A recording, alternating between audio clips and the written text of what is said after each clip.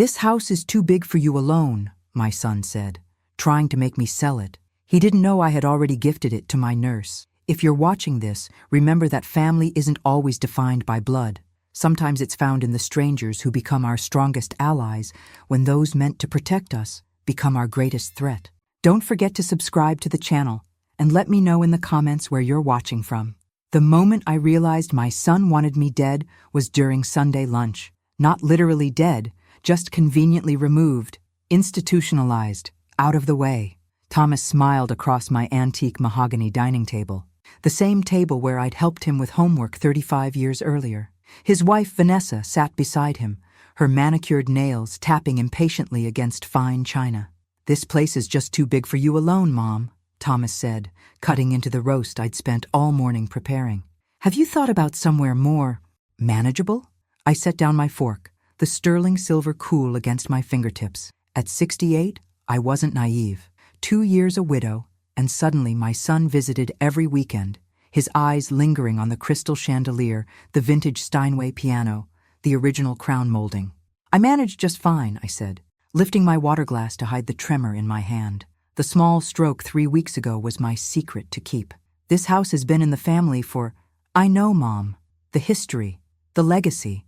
Thomas waved dismissively, exchanging glances with Vanessa. "But at your age, these stairs, all this maintenance, my teenage grandchildren—" Marcus and Lisa sat silently, staring at their plates. They'd grown distant over the past year, their visits supervised by Thomas with increasing strictness. "We found this fantastic retirement community," Vanessa interjected, sliding a glossy brochure across the table. "It's exclusive. You'd be with people your own age." I didn't touch it. "Robert and I plan to die in this house." Thomas's smile tightened. "Dad's gone now, Mom." "I'm aware," I said, the grief still fresh despite the 2 years since his passing. "I sleep alone in our bed every night." Silence fell over the table. I studied my son's face, Robert's jaw, my mother's eyes, searching for the boy I'd raised. Instead, I saw a stranger calculating square footage and property values. Later, as they were leaving, Thomas lingered in the foyer, his hand resting possessively on the antique hall tree. "We're just worried about you. Your doctor mentioned some concerns." Ice flooded my veins. I hadn't authorized my doctor to speak with Thomas. "My health is private," I said, straightening my shoulders despite the sudden weakness in my knees. "Not when you're living alone, it isn't." His tone was gentle, reasonable, the same tone he used on reluctant clients at his real estate firm. "We need to be practical. This neighborhood is changing. Property values are peaking." There it was, the truth behind the Sunday visits. After they left, I stood alone in my entryway, surrounded by 4 generations of family history. My grandmother had been one of the first Black property owners in this historically white neighborhood. She'd endured threats, vandalism, and legal challenges to keep this house. Now my own son was the threat.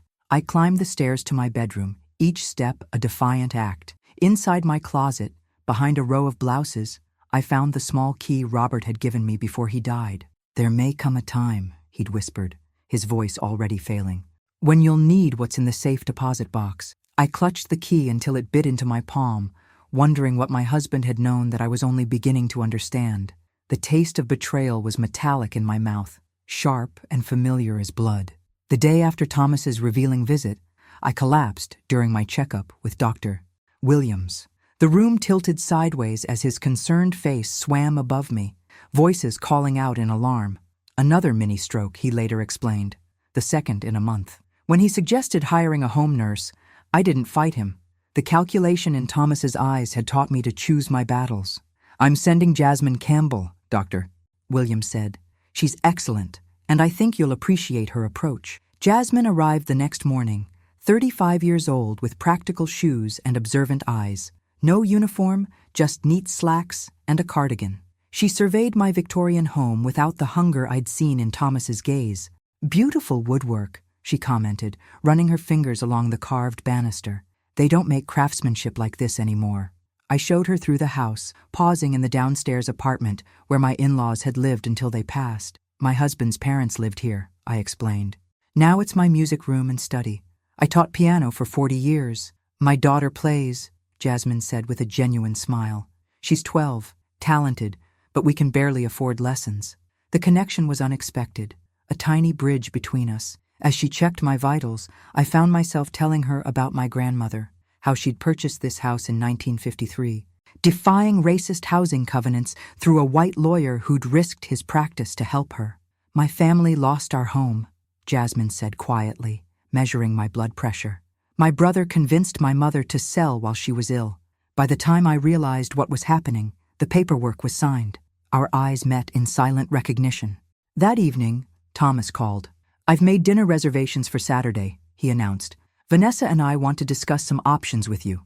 I agreed, already knowing what options meant. Their house was a showcase of modern luxury, all glass and granite and empty space. While Vanessa prepared drinks, I noticed investment documents on the dining table. Thomas hastily gathered them when he saw me looking. "Business is challenging right now," he admitted, guiding me away. "The market's volatile." Marcus and Lisa were kept upstairs until dinner was served. When they appeared, Thomas controlled the conversation, interrupting whenever I asked about their lives. "So, Mom," Thomas said as dessert was served, "we found a senior living facility that's perfect for you." "Exclusive," Vanessa added. "They have a waiting list," but Thomas pulled some strings. "And the cost?" I asked. Thomas smiled. "Well, that's where we need to be practical.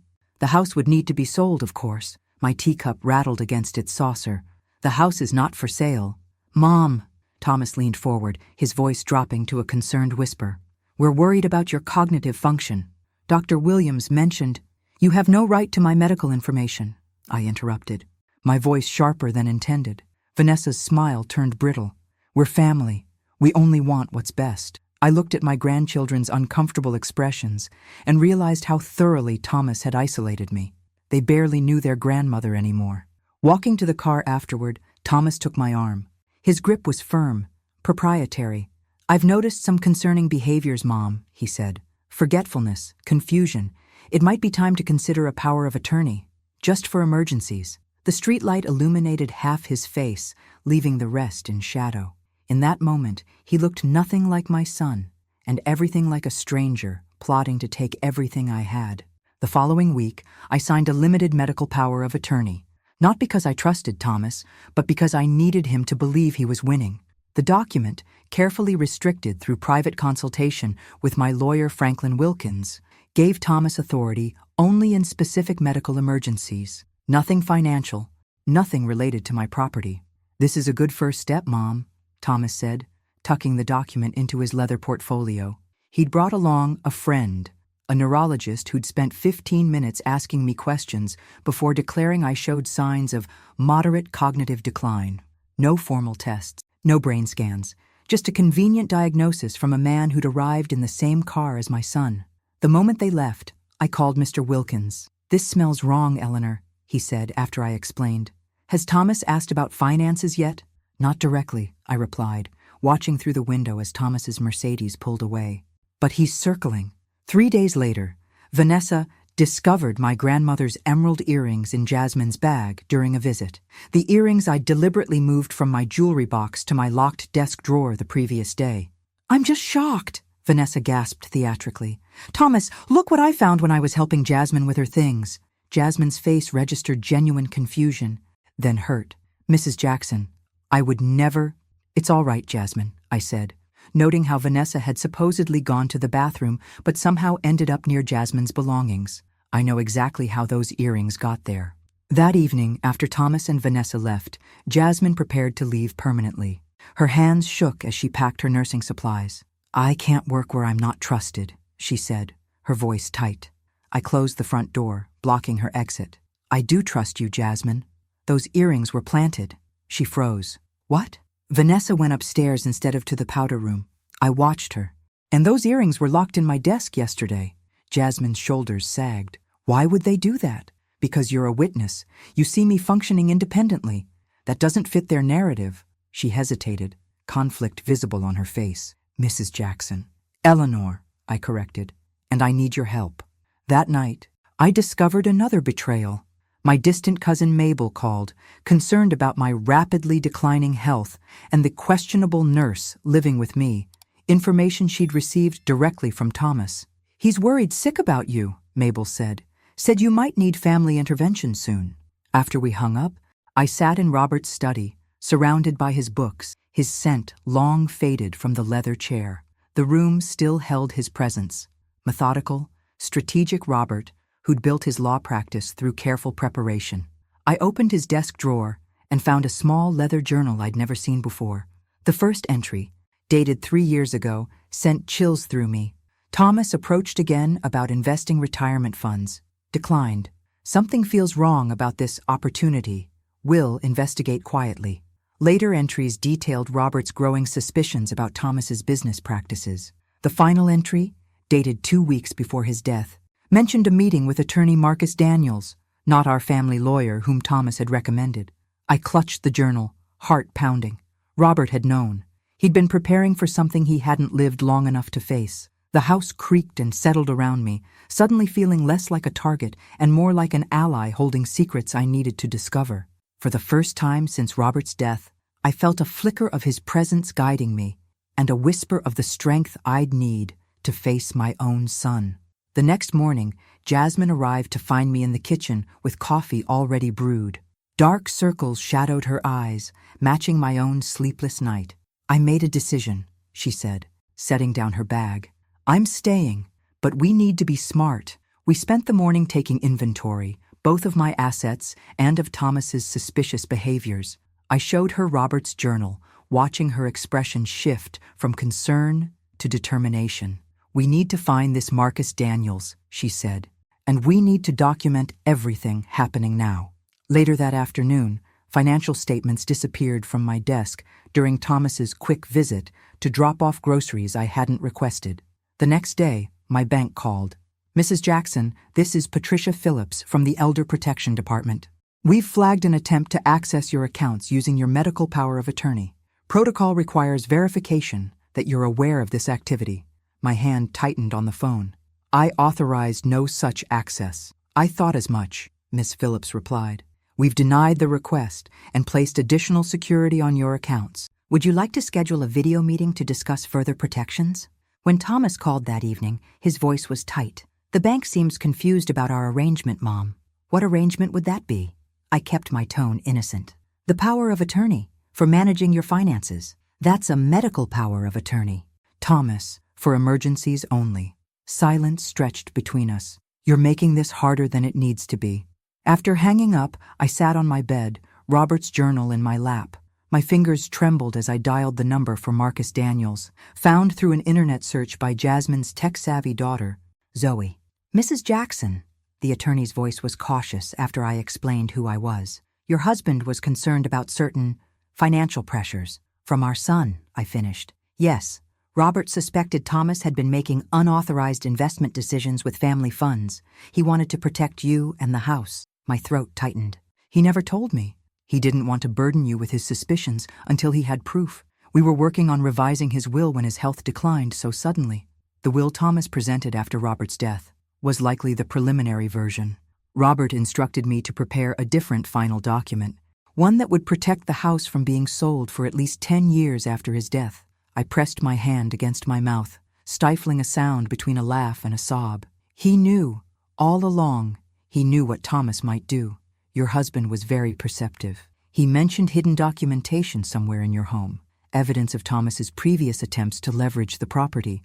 Do you know where that might be?" I thought of the key in my closet. "I might, but I need time." That night, I dreamed of Robert, not ill and fading, but strong and determined as he'd been throughout our 43 years together.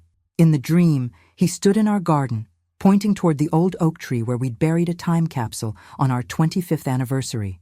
I woke at dawn with purpose burning through my grief. Grabbing a garden trowel, I made my way to the oak tree, digging where memory guided me. The metal box was right where we'd left it, now containing more than mementos. Nestled among anniversary cards and photos was a sealed envelope labeled, "For Eleanor, when needed." Inside were bank statements showing attempted transfers from our joint accounts to Thomas's business ventures, transfers Robert had blocked. Also included correspondence from an investigator Robert had hired, documenting a pattern of Thomas manipulating financial decisions, not just ours, but those of his clients. Standing under the oak tree, soil streaking my nightgown, I felt a surge of clarity. My husband had left me the weapons I needed to fight a battle he'd seen coming. For the first time since his death, I wasn't alone against the gathering storm. Robert was still protecting me, and now I would protect his legacy, our legacy, from the son who had betrayed us both. 2 days later, I experienced another mini-stroke while showering. Jasmine found me clinging to the shower rail, the water running cold over my hunched body. The hospital kept me for 3 days of observation and tests. When I returned home, Thomas had installed safety cameras throughout the main living areas. "For your protection," he explained, demonstrating the monitoring app on his phone. "Now I can check on you anytime." I nodded meekly, playing the role of declining mother while exchanging glances with Jasmine. That evening, after Thomas left, she found 3 cameras in my bedroom and bathroom, areas he'd claimed weren't monitored. "We need to be careful," she whispered, showing me how the devices worked, "but we can use this against him." We developed a system of communication, important conversations in the garden, written notes for sensitive topics, and a performance for the cameras, me appearing increasingly confused, Jasmine documenting my normal days in a care journal that actually contained evidence of Thomas's manipulations. One morning, Patricia Phillips from the bank arrived personally at my door. "We've detected more unusual activities," she explained once we were seated in the garden, safely away from Thomas's surveillance. "Multiple attempts to transfer funds using variations of your signature." She spread documents across the patio table, attempted transfers, loan applications, even a preliminary property assessment ordered by Thomas using my forged consent. "This is elder financial abuse, Mrs. Jackson," Patricia said gently. "As your financial institution, we're mandated reporters. What happens if I report him?" My voice sounded strange to my ears, stronger than I'd felt in months. "It becomes a criminal investigation. But there are alternatives that might protect you without immediately involving authorities." That evening, Thomas and Vanessa arrived unannounced with an elder care specialist who asked intrusive questions while examining my home. "This staircase is a hazard," she commented, making notes. "And you're still cooking on a gas stove? Concerning." "Eleanor has me here 3 days a week," Jasmine interjected. "And she's quite capable." "With all due respect," Thomas interrupted, "my mother's condition requires professional evaluation, not a home health aide's opinion." The specialist recommended immediate transition to a supervised living environment. After they left, Jasmine found me in Robert's study, clutching his framed photograph so tightly my knuckles had whitened. "I raised him," I whispered, "changed his diapers, attended every baseball game, nursed him through chickenpox and broken hearts." "Eleanor," Jasmine knelt beside me, "this isn't about you failing as a mother. This is about greed." I traced Robert's face behind the glass. "No, it's about both. I indulged him too much. Robert saw it, tried to set boundaries. I overcompensated because my own mother was so strict. That doesn't justify this. Nothing justifies this." I set down the photograph with new resolve, but understanding it helps me fight it. The next day, Franklin Wilkins connected me with his son, a security specialist who detected and disabled the hidden cameras in my private spaces, leaving the visible ones operational as not to alert Thomas. We installed our own recording devices, legal, with small posted notices that Thomas, in his arrogance, never noticed. That night, my phone rang past midnight. It was Gladys, Robert's sister. "Eleanor, I'm worried," her voice wavered. "Thomas called saying you didn't recognize him yesterday, that you called him Robert and became agitated." My blood ran cold. "Gladys, I haven't seen Thomas since Tuesday, and I've never confused him with Robert. But he said he lied." The words hung between us. "He's been lying about many things." The silence stretched. Then, "What's really happening, Eleanor?" I told her everything. The manipulation, the cameras, the financial attempts. "I always thought something was off with his sudden wealth," Gladys finally said. "Robert mentioned concerns before he died." "Will you stand with me?" I asked, suddenly desperate for family I could trust. "Against Thomas?" Her voice caught. "He's my nephew, but Robert was my brother. Tell me what you need." As I hung up, I caught my reflection in the window, a thin, gray-haired woman in a nightgown, looking frail but with eyes burning with a fire I hadn't seen since Robert's death. The woman staring back at me wasn't just a widow or a mother betrayed. She was a fighter discovering her strength too late to prevent wounds, but perhaps just in time to survive them. The morning my life truly began to change. I found myself burning old photographs in the garden at dawn, pictures of family vacations, Thomas's graduation, moments I'd cherished that now felt like evidence of a grand deception. Jasmine discovered me as the flames consumed a Christmas portrait from 1992. "Eleanor, stop!" She grabbed the photo album from my hands. "These are your memories, false memories," I said, watching ash float upward, a family that never existed. She guided me to the porch swing, gently taking the matches. We sat in silence, watching the small fire die in the metal trash can. "I lost my family home too," Jasmine finally said. "My brother convinced my mother she couldn't manage alone. By the time I realized what was happening, he'd sold it and spent most of the money. I fought in court for 3 years, but without proper documentation, I lost everything, including my chance to finish my specialized nursing degree." She looked down at her hands. "I had to drop out to work extra shifts. My daughter Zoe was just starting school. Being a single mother without family support, I couldn't do both." Understanding dawned. "That's why you stayed, despite what Thomas and Vanessa did." "I recognized the pattern," she said simply, "and I couldn't walk away." That afternoon, we finally reached Marcus Daniels by video call. The attorney confirmed what Robert's journal had suggested. A second, secret will had been prepared, but never officially filed. "If we could find the original signed document," Marcus began. "We'll find it," I promised, a plan already forming. For the next 2 weeks, Jasmine and I searched methodically while maintaining the charade for Thomas's cameras. I appeared increasingly docile during his visits, agreeing vaguely to consider options while secretly documenting every manipulation. During this time, Zoe began visiting after school. At 12, she was perceptive and cautious, watching Thomas with quiet suspicion when he overlapped with her visits. One afternoon, I showed her the baby grand piano in the downstairs apartment. "Mom says you were a teacher," she said, fingers hovering over the keys. "For 40 years. I sat beside her on the bench. "Would you like to learn?" Her lessons became our cover for searching the apartment, while Thomas's cameras monitored the main house. During one session, the doorbell rang unexpectedly. Marcus and Lisa stood awkwardly on the porch. "Dad sent us with these papers for you to look over," Marcus said, handing me an envelope, clearly containing more options for my care. Instead of leaving immediately as Thomas would have instructed, they lingered, drawn by Zoe's playing. "You're really good," Lisa said when Zoe finished a simple etude. "My grandmother taught at Peabody," I mentioned casually.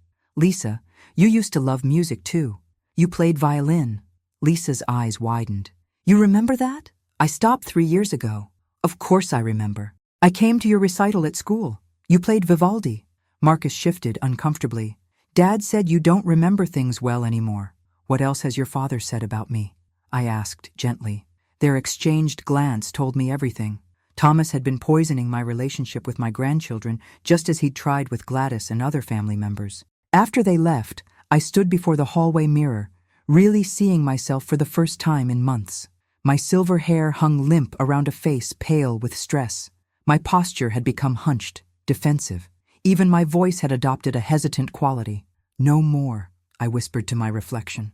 That evening, I called my old hairdresser, Margaret, who had retired the same year I had. "I need a transformation," I told her, and advice about standing my ground. Margaret arrived the next morning with her supplies and 50 years of no-nonsense wisdom. She trimmed my shapeless hair into a sleek, sophisticated bob, applied subtle makeup that brightened my complexion, and helped me select clothes that conveyed strength rather than fragility. "Shoulders back," she instructed, adjusting my posture. "Voice from the diaphragm, not the throat. Take up space, Eleanor. This is your home." When Thomas arrived unannounced that afternoon, he physically startled at the sight of me in a tailored blazer rather than a cardigan, hair styled, makeup applied, standing tall in the foyer, instead of seated where his cameras could monitor me. "Mom?" Confusion creased his brow. "What's all this?" "Just feeling more like myself," I replied, my voice steady and clear. "Was there something you needed, Thomas?" For the first time since Robert's death, I saw uncertainty flicker across my son's face. The balance had shifted, imperceptibly, but undeniably. In his eyes, I glimpsed something I hadn't expected. Not just calculation, but fear. The discovery that changed everything happened exactly where Robert would have wanted it to, in his favorite hiding spot. While reorganizing his books one evening, I noticed something odd about the antique edition of To Kill a Mockingbird he'd cherished. The binding was slightly askew. Inside, I found a sealed envelope and a small key with an unfamiliar bank logo. I called Marcus Daniels immediately. I found something. The following morning, Jasmine drove me to Maryland Trust Bank, where a safety deposit box waited. The branch manager examined Robert's death certificate and my identification before leading us to a private room. "Your husband accessed this box frequently in his final months," she mentioned. "The last time was 3 days before he passed." My hands trembled as I turned the key. Inside the box lay a leather portfolio containing the original, signed, and notarized will, dramatically different from the one Thomas had presented after Robert's death. It explicitly protected the house from sale for 10 years and established a trust for its maintenance. But the true revelation lay deeper in the box, a complete legal framework for converting our home into a historical foundation after my death. Robert had already established the basic structure and set aside funds for this purpose, working entirely in secret from Thomas. He was protecting our legacy, I whispered to Jasmine, not just from Thomas, but for generations to come. Also included were letters from a private investigator documenting Thomas's pattern of financial manipulation, not just of us, but of clients and business partners. Most damning were records showing Thomas had attempted to use our house as collateral for business loans without our knowledge. That evening, I contacted Patricia Waters, a specialized attorney recommended by the bank's Elder Protection Unit. After reviewing our evidence, she confirmed what I'd begun to suspect. "There's enough here for criminal charges," she said, "but we can use it strategically first." Her advice was unexpected. Let Thomas think he's winning, for now.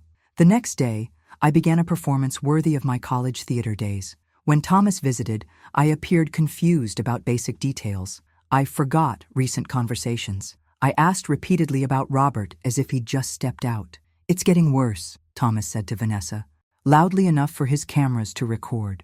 "We need to expedite the guardianship process." Meanwhile, behind this facade of decline, I worked methodically with Patricia to document every manipulation and prepare legal countermeasures. We located the investigator Robert had hired and obtained his complete files. We secured statements from my doctors confirming my cognitive competence. We compiled financial records showing Thomas's misrepresentations. Jasmine's daughter Zoe became an unwitting ally, her regular piano lessons providing cover for meetings with my growing team of supporters. During one lesson, Zoe mentioned offhandedly that she'd overheard her mother discussing housing problems. "Our apartment building was sold," she explained while practicing scales. "The new owner is raising rent by 40%. Mom's looking for somewhere else, but everything nearby is too expensive." That night I couldn't sleep, thinking of Jasmine and Zoe potentially moving away. The downstairs apartment, my in-laws' former living space now underutilized, sat empty except for the piano and Robert's books. A solution presented itself so clearly, I wondered why I hadn't seen it sooner. The next morning, I approached Jasmine as she arrived. "I have a proposition." I outlined my idea. They would move into the apartment, providing Zoe with stability and continuing her music education.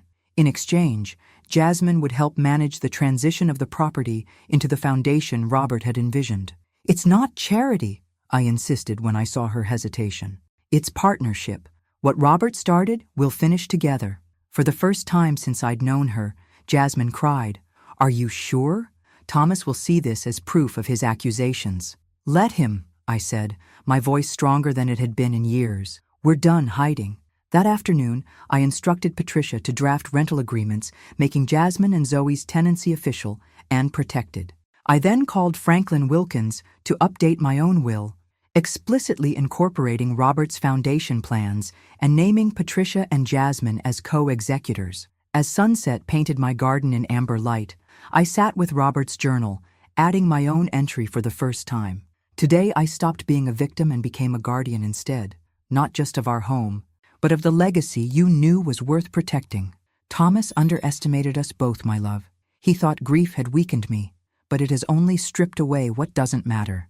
What remains is steel. Thomas's composure fractured the morning he discovered Jasmine and Zoe moving into the downstairs apartment. He arrived unannounced, as had become his habit, walking in without knocking to find us carrying boxes through the garden entrance. "What the hell is this?" he demanded, blocking the doorway. I stepped forward, maintaining the calm, authoritative posture Margaret had helped me practice. "Jasmine and Zoe are my new tenants. The paperwork was finalized yesterday." His face flushed dark red. "You can't make these decisions. You're not— Not what, Thomas? Not competent? Not aware of what's happening around me?" I held his gaze steadily. "Or just not following your plan?" For a moment, I glimpsed the child he'd once been, caught in a lie, searching desperately for an escape. Then his expression hardened. "This proves everything I've been saying," he hissed. "You're being manipulated by your nurse. The court will see that immediately." "The court will see the recordings from your hidden cameras," I countered, "including the ones in my bathroom." "Interesting choice for monitoring my safety," he blanched. "Those were for— Save it." I gestured toward the house. "Your things are packed. Jasmine found 14 unauthorized surveillance devices. The police have been notified, though I've declined to press charges. Yet, you're making a mistake," he said, voice dropping to a threatening whisper. "I'm trying to protect you and your assets. My assets are protected. By me." Over the next 2 weeks, Thomas escalated his campaign. He scheduled wellness checks by police, claiming I was being held against my will. He contacted distant relatives with increasingly outlandish stories about my condition. He even attempted to have Jasmine's nursing license investigated on fabricated complaints. Each attack strengthened my resolve. Each manipulation was documented, building our case methodically. One evening, Marcus and Lisa appeared at my door without their parents. "We borrowed Mom's car," Marcus explained nervously. "She thinks we're at the library." Lisa clutched a folder. "We found these in Dad's office. He's been practicing your signature."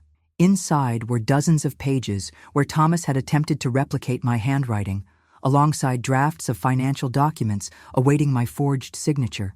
"He talks about the house constantly," Marcus continued. "About development potential and property values."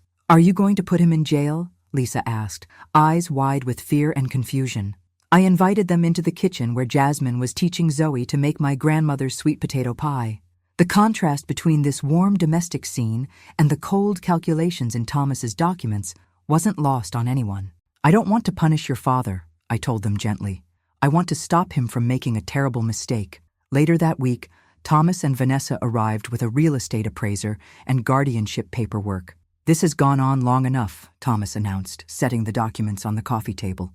"You're clearly incapable of making sound decisions." Instead of the frightened, confused mother he expected, he found me seated calmly with Patricia Waters beside me. Through the window, he could see Jasmine in the garden with another attorney, Marcus Daniels. "What is this?" Vanessa demanded, her practiced smile faltering. "An intervention," Patricia replied, opening her portfolio. "But not the kind you planned. For the next hour, we presented our evidence methodically.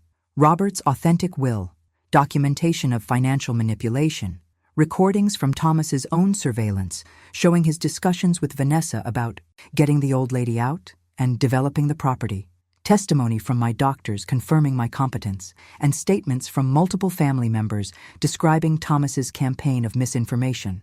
As each piece of evidence mounted, Thomas's expression shifted from confidence to disbelief to barely contained panic. When Patricia played a recording of him discussing with a developer how quickly the house could be cleared and prepped after my transition to care, Vanessa physically distanced herself from him on the sofa. "You said this was about her safety," she whispered, loud enough for everyone to hear. The final blow came when Marcus and Lisa entered from the kitchen where they'd been waiting with Zoe. "We heard everything, Dad," Marcus said quietly, "about the loans and the development plans." Lisa's voice trembled. "You told us Grandma was sick, that she needed us to protect her." Thomas looked from his children to me, his face ashen. For the first time, I saw the full weight of his actions register in his eyes. Not just the schemes that had failed, but the trust he had shattered. "Mom," he started, reaching toward me. "I can explain—" I raised my hand, stopping him. "No more explanations, Thomas. No more lies." My voice remained steady, though my heart was breaking all over again. "You have a choice now. Either we handle this as a family, with conditions and consequences, or we proceed legally, with charges of elder abuse, attempted fraud, and illegal surveillance." The silence that followed was broken only by the sound of Vanessa gathering her purse and car keys. "I'll wait outside," she said to no one in particular, avoiding Thomas's eyes as she fled the room. Left alone with the wreckage of his schemes, my son, the boy I had raised, the man who had betrayed me, finally confronted the truth he could no longer manipulate away. The aftermath of confrontation settled over my house like dust after a storm, covering everything, impossible to ignore, requiring patient and thorough cleaning. Thomas's exposure left a void that filled quickly with consequences. Within a week, Vanessa filed for separation, her attorney citing financial deception and ethical breaches that had placed her own assets at risk. Thomas moved into a hotel, his access to their joint accounts restricted by emergency court order after evidence emerged that he had obtained loans using their home as collateral without her knowledge. My telephone rang constantly, with calls from family members and acquaintances seeking to understand what had happened. Some apologized for believing Thomas's lies. Others remained skeptical, caught between versions of truth, uncertain whom to trust. Through it all, life in my home developed new rhythms. Jasmine and Zoe settled into the downstairs apartment, their presence bringing vitality to spaces that had grown too quiet after Robert's death. Zoe's piano playing filled the afternoons, her progress remarkable under my tutelage. My grandchildren visited more often, tentatively at first, then with growing comfort as they discovered the grandmother they'd been kept from knowing. I believed the worst was behind us until a small protest gathered outside my gate one Tuesday morning. 5 people held signs reading, "Protect vulnerable seniors and stop elder exploitation." Jasmine recognized the organizer immediately. "That's Gregory Phillips. He's a professional agitator for development companies. Creates fake community outrage to pressure homeowners to sell." Within days, anonymous flyers appeared throughout the neighborhood questioning whether I was being manipulated by an opportunistic caretaker who had moved into a vulnerable woman's historic home. The language echoed Thomas's accusations precisely. Patricia Waters confirmed our suspicions after a brief investigation. Thomas hired Phillips through a series of proxies. The goal is to create enough community concern to trigger an Adult Protective Services investigation. Rather than hiding from this new attack, I decided to confront it directly. With Patricia's guidance, I invited several longtime neighbors for tea in my garden. Among them was Elizabeth Howard, who ran the Neighborhood Association newsletter, and James Taylor, a retired judge who had known Robert professionally. "I've lived in this neighborhood for 50 years, I told them, serving my grandmother's pound cake on her china. "My family's roots here go back even further. What you're hearing are not concerns from this community. They're fabrications from someone who wants to profit from division." I showed them documentation of Thomas's connection to Phillips, along with architectural plans he'd commissioned for a luxury condominium development that would require demolishing several historic homes, including mine. "This isn't just about my home," I explained. "It's about preserving the character and history of this entire neighborhood." Judge Taylor studied the development plans with alarm. "These would never get past the Historical Preservation Committee. Unless," Elizabeth interjected, "enough properties were already compromised or facing demolition. They're trying to create a domino effect." The next day, Elizabeth's newsletter featured a front-page story exposing the false campaign and the development threat to the neighborhood. Within a week, counter-protesters, actual community members, outnumbered Phillips' hired actors at their own demonstration. Thomas made one last desperate attempt. He appeared at my door late one evening, looking haggard and disheveled. "They're repossessing my car tomorrow," he said without preamble. "Vanessa's lawyer has frozen everything. I need your help, Mom." The plea struck me as both genuine and calculated, the combination that had always made Thomas so effective at manipulation. I invited him in but kept Jasmine nearby. "The development deal was going to benefit everyone," he insisted, pacing my living room. "The neighborhood is changing anyway. I was just being practical, getting ahead of the inevitable." "There's nothing inevitable about destroying history for profit," I replied. "Your father understood that." His expression hardened. "Dad was sentimental, impractical. He could have secured our family's future with one signature, but he refused, because he valued legacy over luxury." I studied my son's face, searching for remorse, but finding only frustration at plans derailed. "What do you want from me, Thomas?" "A loan. Just enough to get back on my feet. I'll pay you back once I sort things out with Vanessa." The request was so audacious after everything that had happened that I actually laughed. a short, sad sound that seemed to catch us both by surprise. "No, Thomas.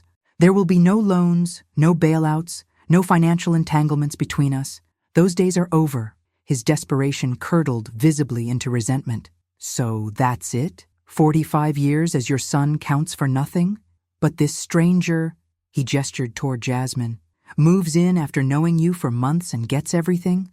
I rose from my chair, drawing myself to my full height. "Jasmine is my tenant and my friend. She has never asked me for money or tried to take what isn't hers. The fact that you can't see the difference is exactly why we're here now." As he left, slamming the door behind him, I felt a curious mixture of grief and relief. The son I thought I'd raised had never truly existed. Accepting that truth was painful, but continuing to deny it would have been devastating. That night, I added another entry to Robert's journal. "Today I mourned our son, not the man he became, but the child we cherished. I finally understand what you protected me from all those years. The grief is cleaner now, honest in a way that allows healing to begin." 6 months after the confrontation, I celebrated my 69th birthday in a house transformed. The downstairs apartment had been fully renovated, creating a proper home for Jasmine and Zoe, while preserving Robert's study as a family archive. The garden bloomed with new plantings alongside my grandmother's heritage roses. Most importantly, the atmosphere had shifted from one of siege to one of sanctuary. The legal consequences of Thomas's actions had unfolded gradually. The bank pursued civil penalties for the attempted financial exploitation. Vanessa's divorce proceedings revealed further deceptions, including misappropriation of client funds from Thomas's real estate business. His license was suspended pending investigation, forcing him to take a position as a sales associate at a discount furniture store. Through Patricia Waters, I offered Thomas a conditional reconciliation. No criminal charges if he agreed to complete financial restitution, regular therapy, and a clear acknowledgement of his actions to family members he had deceived. The choice was his: accountability or estrangement. The morning of my birthday, I received his response in the form of a formal letter from his new therapist, requesting a mediated family session when appropriate. It wasn't forgiveness or reconciliation, but it was a first step away from manipulation and towards something potentially healthier. My celebration began with breakfast, prepared by Zoe, who had blossomed into a confident young woman already talking about college and music conservatory. Midday brought a steady stream of visitors, neighbors, friends from my teaching days, family members reconnecting after years of Thomas's interference. The highlight came that evening when Patricia arrived with final approval from the Historical Preservation Commission. My home was now officially designated as a protected historical property. The commission had expedited the process after learning of the development threats facing the neighborhood. "This is just the first step," Patricia explained as we shared cake in the garden. "The foundation Robert envisioned will ensure that after your lifetime, this house becomes a community resource, perhaps a music education center for underserved youth. Given your background," Jasmine raised her glass, "to Robert's foresight and Eleanor's courage." As dusk settled, I found myself on the porch with Gladys, Robert's sister who had become a regular visitor and steadfast ally. "I keep thinking about how Robert would feel seeing all this," she said, gesturing toward the garden where Zoe played badminton with my grandchildren. "You turning things around so completely." "He knew," I replied, the certainty warming me. "Not the details, but the possibility. That's why he left breadcrumbs instead of direct instructions. He trusted me to find my own way." "Thomas called me yesterday," Gladys mentioned carefully. "He sounded different, less certain. He asked about Robert. Stories from their childhood, things he never seemed interested in before." I watched a firefly rise from the garden, its light blinking in the gathering darkness. Loss clarifies what matters. Some people learn that too late. The following week, I received an unexpected visitor. Vanessa arrived alone, looking both elegant and uncomfortable as she stood on my porch. "I won't stay long," she said when I invited her in. "There are things I need to say." We sat in the front parlor, the room's formality matching the awkwardness between us. "I knew some of what Thomas was doing," she admitted, twisting her now ringless fingers. "Not everything, but enough that I should have questioned more. The truth is, we've been financially underwater for years. The lifestyle, private schools, the house, it was all leveraged on debt and the next big deal." Her composure cracked slightly. When Thomas talked about your house, it seemed like the answer to everything. I convinced myself it was about your safety, not our desperation. Why tell me this now? I asked. Because my therapist says healing starts with truth, and because, she hesitated, Marcus and Lisa love you. They deserve a grandmother in their lives, regardless of what happens between Thomas and me. After she left, I sat at my piano for the first time in months. My fingers found the keys tentatively at first, then with growing confidence as I played the Debussy piece that had been Robert's favorite. The music filled the house, flowing through rooms that had witnessed both betrayal and healing. That evening, I gathered my expanding household, Jasmine, Zoe, and my grandchildren who were staying for the weekend, for dinner around my grandmother's table. Looking at their faces in the warm light, I recognized something I had lost and found again. Not just family, but belonging. I'd like to make an announcement, I said as we finished the meal. I've decided to establish a music scholarship in Robert's name at the community college. It will focus on adult learners who had to delay their education, people who deserve a second chance. Jasmine's eyes widened in understanding. The scholarship would cover exactly the program she had been forced to abandon. The first recipient has already been selected, I continued, smiling at her shock. Classes begin next semester, with schedule flexibility for working parents. As congratulations flowed around the table, I watched my home function as it was always meant to, not as a possession to be hoarded or sold, but as a vessel for nurturing growth, preserving history, and creating opportunity. In protecting it from Thomas, I had rediscovered its true purpose, and with it, my own. 1 year to the day after Thomas first suggested I sell my home, he stood on my porch in the morning light. Gone were the expensive suits and manicured appearance. He wore jeans and a simple button-down shirt, his car a modest sedan parked at the curb. "Thank you for agreeing to see me," he said, remaining on the threshold until I invited him in. We sat in the garden, neutral territory where the spring flowers were beginning to bloom. The silence between us felt different than before, less hostile, more contemplative. "I've been sober for 6 months," he finally said. "Alcohol was never a public problem for me, but it fueled a lot of my decisions." I nodded, waiting. "My therapist says I need to make amends without expecting forgiveness. That's not why I'm here." He placed a folder on the table between us. "This contains everything, all the documentation of what I did, accounts I manipulated, people I misled. I've already provided copies to the authorities." "Why now?" I asked. He looked directly at me for the first time. "Because I want whatever comes next between us to be built on truth, not manipulation. Even if that means there is no next." The man before me was both familiar and strange, my son, yet somehow more authentic than the person I'd known for decades. "I've lost nearly everything," he continued. "The career, the house, the marriage, most of it I deserved to lose. But Marcus and Lisa," his voice wavered, "seeing them connect with you, watching them discover their family history, it's shown me what I threw away, what I kept them from knowing." A blue jay landed on the garden fence, its harsh call cutting through the moment. "Your father worried about you," I said carefully. "Not just your actions, but what drove them. He saw a hunger in you that nothing seemed to satisfy." Thomas nodded slowly. "I was trying to fill something. More success, bigger house, better car. None of it worked." He gestured toward my home. "I resented this place because it represented something I couldn't buy. History, belonging, legacy. Those things aren't purchased. Thomas, they're built and preserved." We talked for nearly 2 hours, covering ground that felt both painful and necessary. I learned about his genuine financial troubles, but also how they'd spiraled from poor choices and relentless status seeking. He acknowledged, perhaps for the first time, how he had systematically isolated me from family and friends to make me more dependent and manipulable. "I can't undo what I've done," he said as our conversation wound down. "But I am trying to live differently now.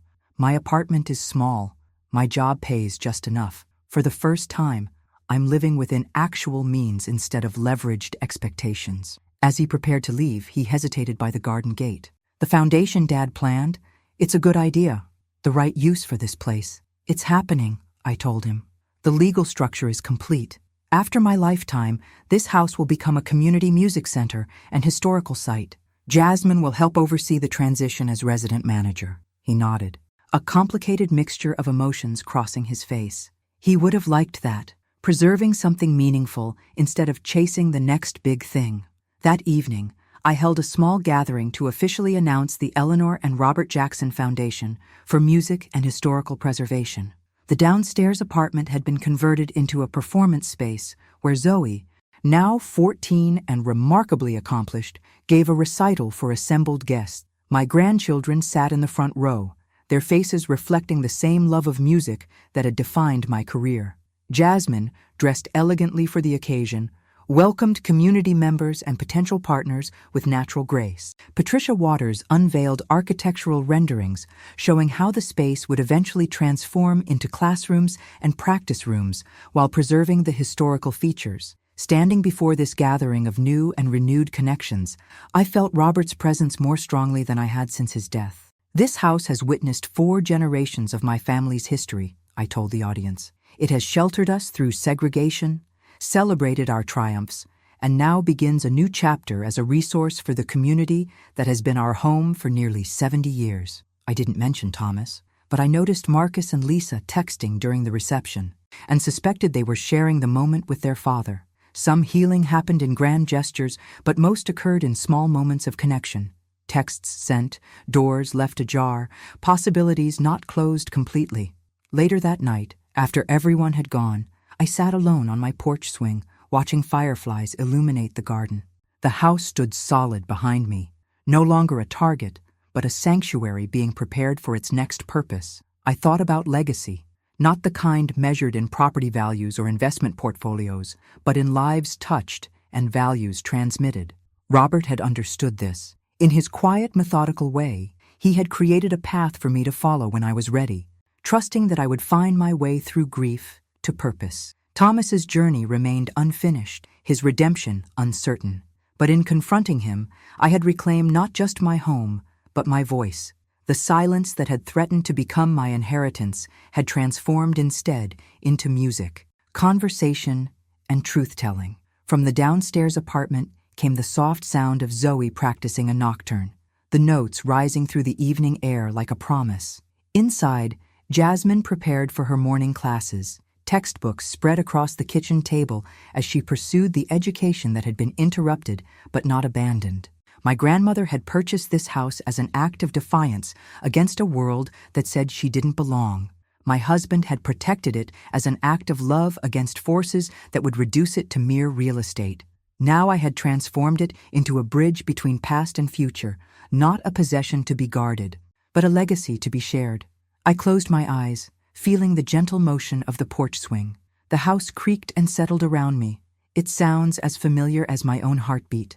Whatever came next, reconciliation or separation, forgiveness or boundaries, I would face it with the strength that comes from knowing exactly who you are and what you stand for. Some inheritances aren't listed in wills or measured in dollars. The most precious legacy I received from Robert wasn't this house, but the courage to fight for what matters, and the wisdom to recognize what truly does.